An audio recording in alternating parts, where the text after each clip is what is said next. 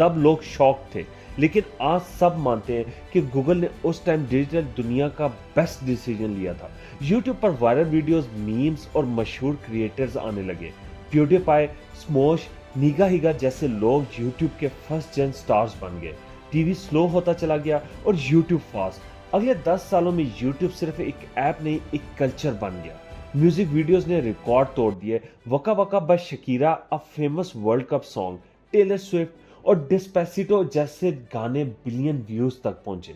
Vlogs, challenges, gaming, tech reviews, हर journey में creators आना शुरू हो गए।